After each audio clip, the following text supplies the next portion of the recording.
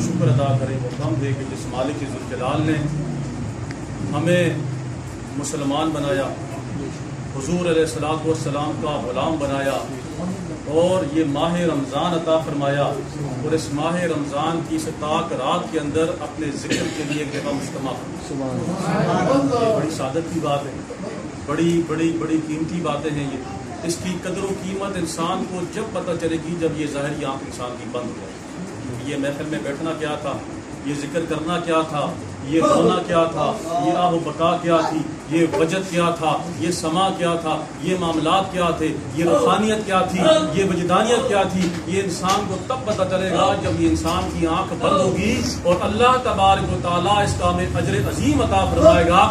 پھر ہمیں احساس ہوگا کہ اللہ تعالیٰ نے کتنی بڑی نعمت سے ہمیں محروم نہیں رکھا بلکہ نعمت کو عطا فرمایا۔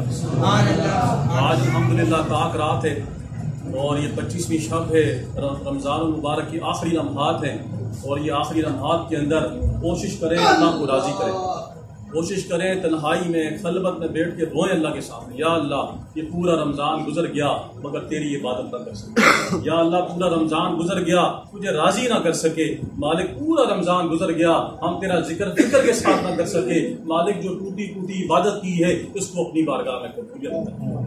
جب یہ انسان اللہ کا بندہ اللہ کی بارگاہ میں، اللہ تبارک و تعالیٰ کی بارگاہ میں چور بن کے، مجرم بن کے بیٹھ جاتا ہے اور اللہ رب کریم کی مہربانیاں اس پہ چھما چھم برسنا شروع ہو جاتی ہے۔ میرے عزیزوں، میرے دوستوں، یہ محفلیں سجانے کا مقصد یہی ہوتا ہے کہ ہمارا ایمان ہماری ایمانی قوت بڑھ جائے۔ ہمیں نماز میں ایک ہوتی ہے، دیکھیں مثال کے طور پہ ہم نماز پڑھتے ہیں اور ایک ہوتی ہے نماز معراج ہونا، دونوں میں بڑا فرق ہے۔ ایک ہوتی ہے نماز پڑھنا، ایک ہوتی ہے قائم کرنا، دونوں میں بڑا فرق ہے۔ ایک ہوتی ہے نماز بوجھ سمجھ کے پڑھنا کہ بس گئے فٹافٹ نماز پڑھی اور بس چلتے بنے اپنے کام دھندے میں توجہ دے، لیکن ایک وہ نماز ہوتی ہے جو انسان اللہ کی بارگاہ میں جب کھڑا ہوتا ہے اسے پتہ ہے میں کس کے سامنے کھڑا ہوں۔ حدیث پاک ہے میرے محبوب کریم علیہ الصلوۃ والسلام فرماتے ہیں لوگوں جب تم نماز پڑھنے کھڑے ہو جاؤ تم یہ محسوس کرو کہ تم اللہ کو دیکھ رہے ہو، اگر تمہیں یہ مقام نہیں ملتا تو پھر تم یہ محسوس کرو کہ اللہ تمہیں دیکھ رہا ہے۔ یہ دوسرا مقام ہے۔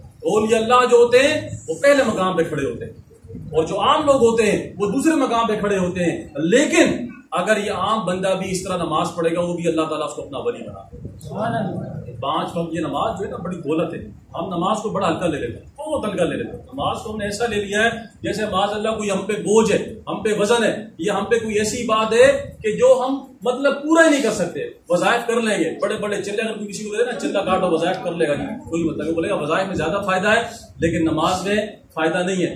در حقیقت جو فائدہ قرآن پڑھنے میں ہے، تلاوت کرنے میں، اور جو فائدہ نماز پڑھنے میں کسی وظائف کا نہیں۔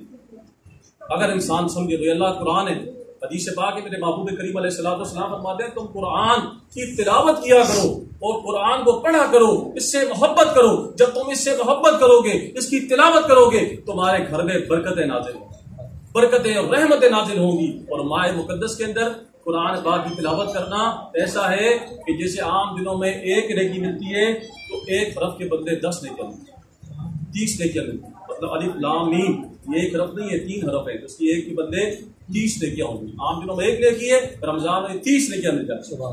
کتنی بڑی دولت ہے۔ تو یہ رمضان کی آخری لمحات ہے، اس وجہ سے ماشاء اللہ ختم شریف ہوا، قرآن پاک سنا گیا، یہ 2 بچے ماشاء اللہ کو دیکھ کے دل خوش ہوتا ہے کہ کم سنی عمر میں حافظ قرآن ہے۔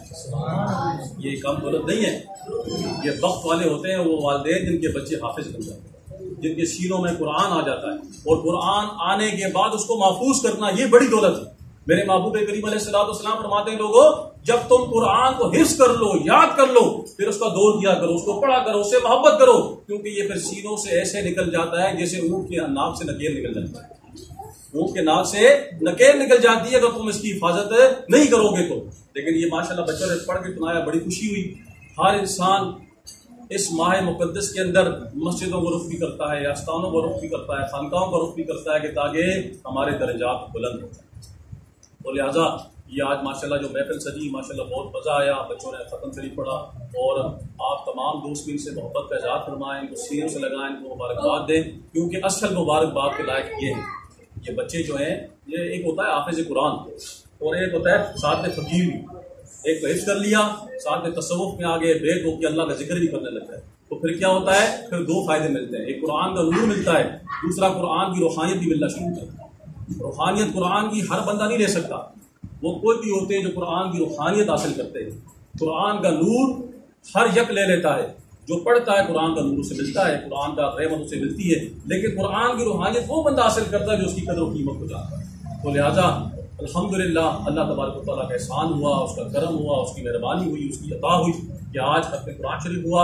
اور اس ختم کے اندر تراویح الحمدللہ ماشاء اللہ دوستوں نے پڑھی, اور جو دوست آتے رہے وہ بھی قابل تحسین ہیں جن دوستوں نے محبت کا اظہار کیا. بس آپ دوستوں سے اتنی عرض ہے کہ یہ نہ ہو کہ رمضان کا مہینہ آتا ہے تو بندہ بڑا ایکٹیو ہوتا ہے, رمضان زیادہ تو بندہ سست ہو جاتا ہے. تو نماز پابندی سے پڑھتے رہے. نماز کو ہر مجلس کے اندر آپ کو ایک تاکید کی نماز لازمی پڑھے. نماز کی جو ہے نا افضلیت ہم بندوں کو پتہ نہیں. جس نے ایک بزرگ کے پاس کون گیا, صلاح الدین ایوبی رحمۃ اللہ علیہ, بہت بڑے کمانڈر گزرے ہمارے مسلمانوں. کون نہیں جانتا آپ کو, جس نے ہندوؤں کو ناکو چنے چبوائے اور ایسی فتوحات حاصل کی کہ جو شادر و نادر ملتی ہے.